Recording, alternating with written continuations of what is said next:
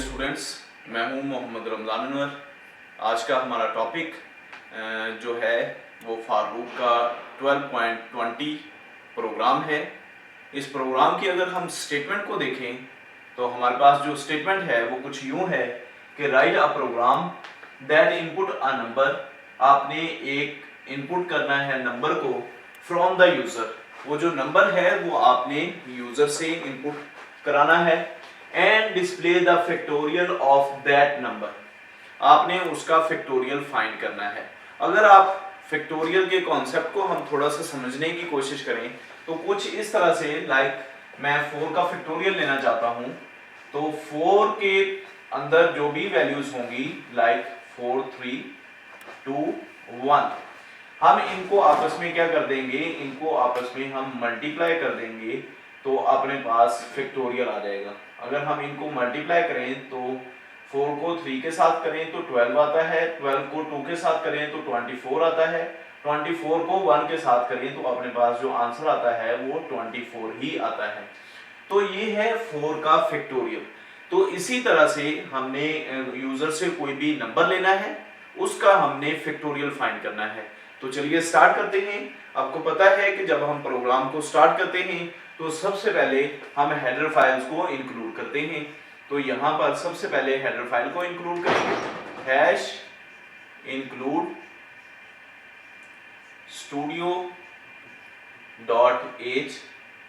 Then हम क्या करेंगे, hash include conio dot h. Then हम वाइड मेन को लिखेंगे,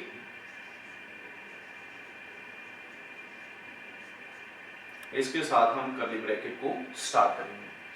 अब हमने क्या करना है, हमने एक नंबर लेना है, यूजर से लेना है। तो हम यहाँ पर एक data type first of all तो लिखेंगे। सबसे पहले मैंने डेटा टाइप इंटीजर लिखी है तो मैं एक नंबर लूंगा जो मैंने यूजर से लेना है। तो जाहिर सी बात है ये हम फॉर लूप की मदद से कर रहे हैं तो हमें नंबर चलाने पड़ेंगे। तो हम क्या करेंगे, एक लूप के लिए वेरिएबल लिख लेंगे। मैंने यहाँ पे लूप के लिए जो वेरिएबल लिखा है उसका नाम है सी। हमने फाइंड फैक्टोरियल करना है तो इसके लिए मैं f के नाम से वेरिएबल डिक्लेयर कर लेता हूँ। तो ये मैंने 3 वेरिएबल डिक्लेयर किए हैं।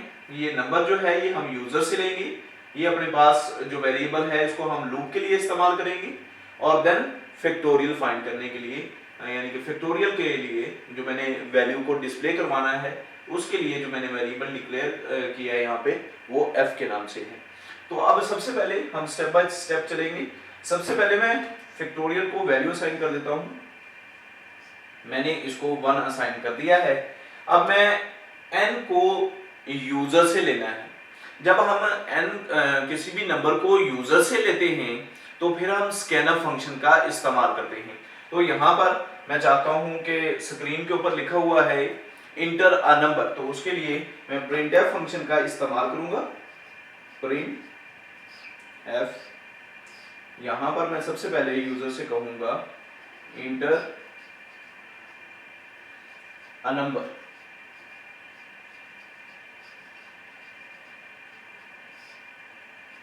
उसके बाद मैं स्कैनफ फंक्शन को यूज करूंगा। स्कैनफ, इसके साथ मैं यहां पर सबसे पहले फॉर्मेट स्पेसिफायर को लगाऊंगा। फॉर्मेट स्पेसिफायर मेरे पास जो है यहाँ पे इंटीजर है तो इसके लिए फॉर्मेट स्पेसिफायर मॉडुलस डी को हम यूज करेंगे। ठीक है, इसके बाद हम डबल कोटेशन को क्लोज करेंगे। देन हम एंड का ऑपरेटर यूज करेंगे और जो वेरिएबल हम यूजर से ले रहे हैं वो n है, उसको हम यहाँ पर लिख देंगे। अब ये जो एंड मैंने लिखा हुआ है ये एड्रेस को रिप्रेजेंट कर रहा है। तो यहाँ पर यूजर कोई भी इंटर करेगा, देन हम आगे प्रोग्राम को चलाएंगे। अब हम दूसरे वेरिएबल के ऊपर आते हैं, सी के ऊपर। तो अब हम जाहिर सी बात है लूप को लगाएंगे। तो लूप स्टार्ट होगी, फॉर लूप सिंटैक्स स्टार्ट करते हैं।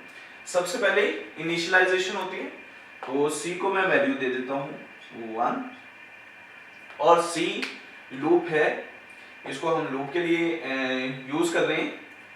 इसकी कंडीशन जो अपने पास बनेगी वो कुछ इस तरह से c less than equal to n, और c के अंदर हम क्या करेंगे, इंक्रीमेंट करेंगे। अब ये थोड़ा सा यहाँ पर आपने अंडरस्टैंड करना है।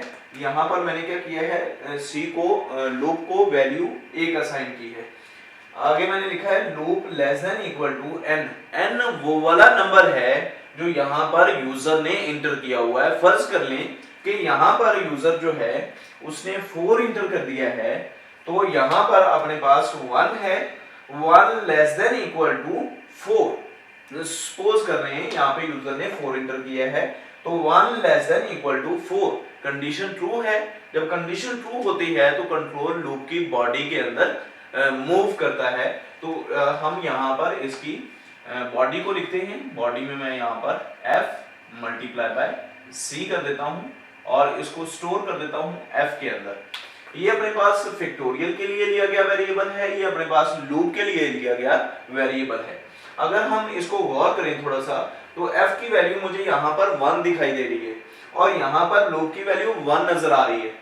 तो 1 को 1 के साथ मल्टीप्लाई करेंगे। अगर मैं यहाँ पर लिख दूं 1 मल्टीप्लाई बाय 1, ये अगर इसका मैं आंसर देखूं तो वो मेरे पास f में क्या स्टोर होगा। अगर इसको मल्टीप्लाई करते हैं तो अपने पास जाहिर सी बात है एक आंसर आ जाता है। तो f की वैल्यू अपने पास क्या आ जाएगी, f की वैल्यू अपने पास 1 आ जाएगी। ठीक है, अब फिर क्या होगा, फिर लूप के अंदर यहाँ पे कंट्रोल मूव करेगा और यहाँ पर इंक्रीमेंट होगा c की वैल्यू में। c क्योंकि हमने वेरिएबल लूप के लिए लिया हुआ है तो उसकी वैल्यू है अपने पास 1। अब यहाँ पर क्या होगा, इंक्रीमेंट होगा। तो इंक्रीमेंट होने के बाद c की जो वैल्यू है वो 2 हो जाएगी। देन कंडीशन चेक होगी 2 less than equal to 4, condition true है तो कंट्रोल अगेन यहाँ पर मूव करेगा। f की वैल्यू अपने पास ऑलरेडी 1 पड़ी हुई है, जबकि लूप जो वेरिएबल लूप के लिए लिया हुआ है वो है c की वैल्यू अब यहाँ पर 2 हो चुकी है। तो अगर हम इसको अगेन करने की कोशिश करें तो कुछ इस तरह से होगा कि f की वैल्यू अपने पास वही 1 ही आएगी और लूप जो है वो अब कितनी हो चुकी है, 2 हो चुकी है। तो 2 को 1 के साथ मल्टीप्लाई करेंगे तो अपने पास f में वैल्यू कौन सी होगी, 2 आ जाएगी। इसके बाद फिर इंक्रीमेंट होगा, 3 हो जाएगा, 3 less than equal to 4, condition true है, यहाँ पर आएगा। f में ऑलरेडी वैल्यू अपने पास 2 है तो मल्टीप्लाई करेंगे c की वैल्यू अब 3 हो चुकी है। 2 को 3 के साथ मल्टीप्लाई करेंगे तो 6 किसके अंदर स्टोर हो जाएगा, f के अंदर स्टोर हो जाएगा। देन लूप में इंक्रीमेंट होगा और 4 लेस देन इक्वल टू 4 छोटा नहीं है 4 से, 4 बराबर है 4 के, तो कंडीशन अपने पास ट्रू है। देन कंट्रोल यहाँ पे मूव करेगा। c की वैल्यू अब कितनी हो चुकी है, 4 हो चुकी है, तो f की वैल्यू अपने पास 6 हो चुकी है। तो 4 और 6 को आपस में मल्टीप्लाई करेंगे तो f की जो वैल्यू होगी वो कितनी हो जाएगी, 24 होगी। देन यहाँ पर इंक्रीमेंट होगा, अगेन यहाँ पे कंट्रोल मूव करेगा। 5 less than equal to 4, condition अपनी गलत हो जाएगी। कंट्रोल यहाँ पर प्रोग्राम को टर्मिनेट कर देगा, गेट ch के अंदर मूव कर जाएगा। अब यहाँ पर हमने 4 का फैक्टोरियल लिया है तो यहाँ पे देखें 1 2 3 4 और लास्ट में अपना पास आंसर जो आ रहा है वो कितना आ रहा है, 24 आ रहा है। अब जस्ट हमने इसको डिस्प्ले करवाना है तो हम यहाँ पे प्रिंट एफ फंक्शन का यूज करेंगे। प्रिंट एफ, इसके बाद यहाँ पर मैं लिख दूंगा फैक्टोरियल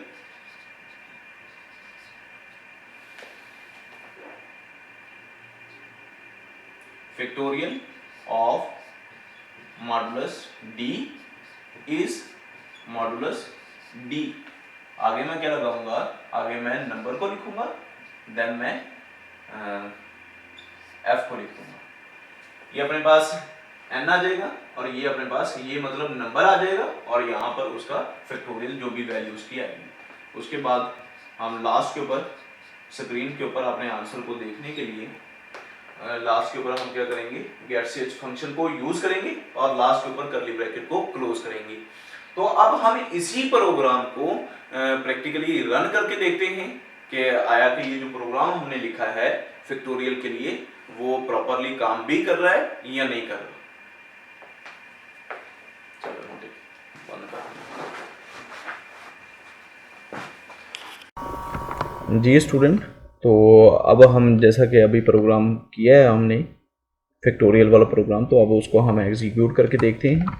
तो सबसे पहले जैसा हमने वहाँ पे किया था, सबसे पहले हम क्या करेंगे, अपने हेडर फाइल्स को प्रोग्राम के अंदर ऐड करेंगे। तो hash include studio dot H, hash include conio dot H. इसके बाद हम वाइड मेन को लिखेंगे, देन करली ब्रैकेट स्टार्ट करेंगे। जैसा कि वहाँ पर हमने किया था, 3 वेरिएबल डिक्लेयर किए थे, n के नाम से, c के नाम से और f के नाम से। अब हमने ये जब डिक्लेरेशन कंप्लीट हुई थी तो उसके बाद हमने f को वैल्यू असाइन की थी 1। अब हम यहाँ पर स्टार्ट करेंगे, ये जो n है ये अब हम यूज़र से लेंगे। तो हम सबसे पहले printf फंक्शन को यूज़ करेंगे। printf, इसके अंदर हम लिखेंगे जो भी मैसेज हम स्क्रीन के ऊपर देखना चाह रहे हैं। तो यहाँ पर इंटर अ नंबर, इसके बाद सेमीकोलन लगाएंगे। देन हम स्कैनफ फंक्शन को यूज़ करेंगे और फॉर डबल कोटेशन को लगाएंगे और इसके अंदर फॉर्मेट स्पेसिफायर। तो फॉर्मेट स्पेसिफायर हमने क्या लगाया था, मॉडुलस टी लगाया था। तो उसके बाद एंड साइन को यूज़ किया था मेमोरी एड्रेस के लिए। तो उसके बाद हमने क्या किया था, उसके बाद ये हमने printf को सारा लिख लिया है। अब हम फॉर लूप को लगाएंगे। तो लूप अपने पास किस तरह से हमने स्टार्ट की थी, loop c is equal to 1, c less than equal to n। जहाँ तक हमने नंबर इंटर किया हुआ है वहाँ तक अपनी लूप चले। उसके बाद हमने किया था लूप के अंदर इंक्रीमेंट। देन हमने क्या किया था, हमने f को मल्टीप्लाई किया था लूप के साथ और लास्ट के ऊपर हमने printf फंक्शन को यूज़ किया था। printf फंक्शन में हमने लिखा था factorial of modulus T is modulus T. उसके बाद हमने डबल कोटेशन को क्लोज किया था। इसके बाद मैंने n को लिखा था और इसके बाद मैंने f को लिखा था। इसके बाद ब्रैकेट को हमने क्लोज किया और लास्ट के ऊपर हम क्या करेंगे, गेट ch फंक्शन को यूज़ करेंगे ताकि हम आउटपुट को प्रॉपर तरीके से देख सकें। तो अब ये मैंने प्रोग्राम को लिख लिया है। अब मैं इसको एग्जीक्यूट करता हूँ। तो यहाँ पर सबसे पहले एरर चेक हुआ है, तो अपने प्रोग्राम में कोई एरर नहीं था। तो अब वो यूज़र से पूछ रहा है कि नंबर इंटर करें। तो जैसा कि हमने वाइट बोर्ड के ऊपर भी 4 नंबर इंटर किया था, तो यहाँ पर भी मैं 4 को इंटर कर देता हूँ। तो उसके बाद जब मैं आउटपुट को देखता हूँ तो मेरे पास आउटपुट में लिखा हुआ आता है फैक्टोरियल ऑफ 4 का जो फैक्टोरियल है इज़ 24। 4 का जो फैक्टोरियल है वो 24 के इक्वल है।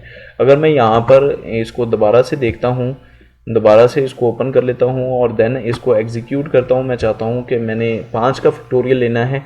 तो यहाँ पर जस्ट मैं क्या करूँगा, 5 को इंटर कर दूँगा। तो यहाँ पर देखें 5 का फैक्टोरियल अपने पास 120 आ रहा है नज़र। आई होप सो आपको ये आज का प्रोग्राम समझ आ गया हो।